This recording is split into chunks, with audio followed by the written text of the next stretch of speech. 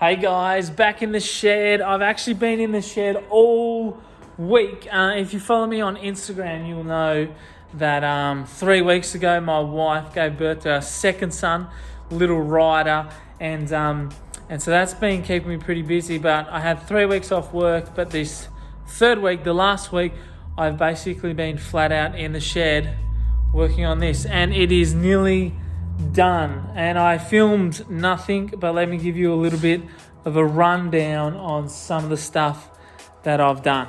So in the engine bay, it might not look that different, but it is. I have fitted the Willwood clutch setup with the Leeson Engineering T56 conversion, so it's moved the master that was there and obviously keeps the master cylinder, but it moves the reservoir to there, which is great.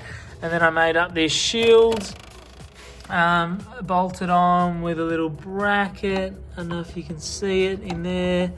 Anyway, bolted that on there to keep the temps or the hot exhaust off the master cylinder and off the water lines. So yep, that's buttoned that up.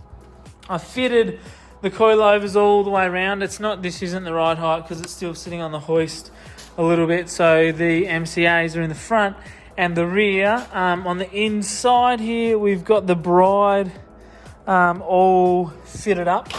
This is the genuine fixed back with the cool, flake fiberglass setup. On the rear, got my shirts tucked in, shifter, and I went with a B&M shifter, so it is feeling really good.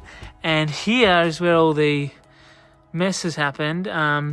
Put in the haltech digital dash. My friend Skinner just came around and helped me pin out all the indicators and lights and stuff, and I wanted to show you what it looked like or how I did it before I put it back together. So no one's actually made a aftermarket replacement dash for the new haltech to go into a JZX. They've got them for all sorts of other things like Silvias and like European cars and a bunch of random ones, but no one's got one for a JZX, which is weird.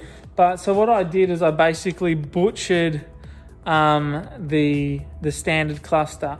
And so let me show you what I've done. There's the top, like clear lens, and then there's a second one, and then the third one has all the instruments in it. So I pulled it apart.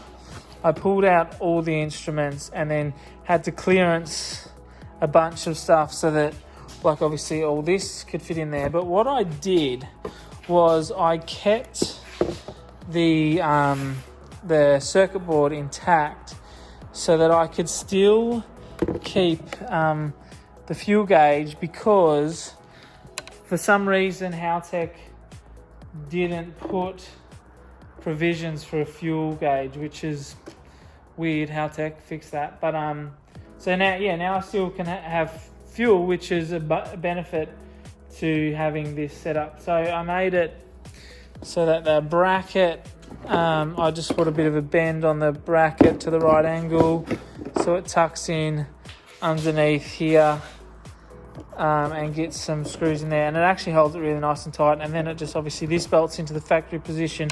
So I'll put it together and I'll put it in and show you it. But I've obviously cut it a bit too big there and had to cut it out there, but it gets covered up by the top, or by the sort of peak, I suppose, that goes on it. And I just cut a bit out the top here, so all these, so all the plugs can come out to go to the ECU and pick up the factory things, and then so you can plug into your computer. So yeah, that's how I fit my digital dash into a JZX cluster. But the car is nearly done. Everything is going really well. All I got to do is still get the tail shaft, which should be here really soon, and a few more things for the front end, and do a bit of an alignment, and I can drive it. So I'm so close to being able to drive this car, which is really exciting. Let me put the key in and show you what it looks like. Oh, don't need them on. Well, so I'll run it on, not this, I'll run on that one. So yeah, we did handbrakes, you can see that. We did indicator, and lights. So yeah, very cool. I'm gonna get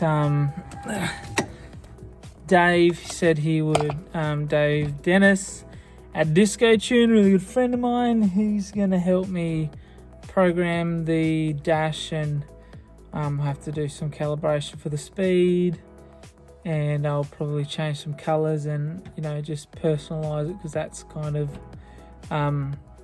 the benefit of running the new haltech dash with the haltech ECU. So yeah, the car is coming together quite nicely. On the way is a half cage, Cam's approved half cage.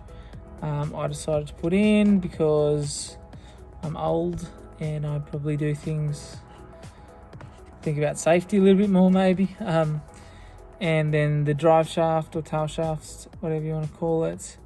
And then I'm good to finally drive this thing and be able to drive it properly. It's got the twin plate now on the T56, and you know, it should be a mint setup. So now, well, once them things are done, I'm obviously I am finished all the mechanical sides of things.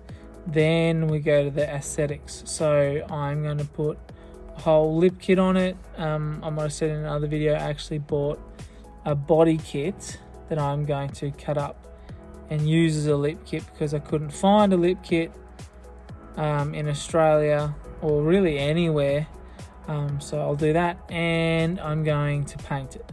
Now, I'm not sure if I'm going to two-tone it like a 110, which I'm kind of leaning that way, or if I'm going to paint it a whole another color. I'm not sure yet, but I just want to get it going and drive it first. So I know this is a short video and I haven't filmed like literally anything lately, and so I'm sorry about that, but I've just been having too much fun to, you know, just been powering away.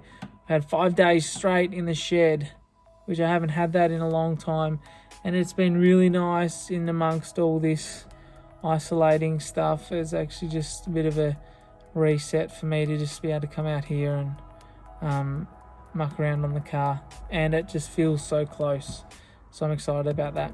Anyway, thanks for watching, and don't forget to like and subscribe, and hopefully I'll be bringing you some videos soon of this beast driving. See you guys.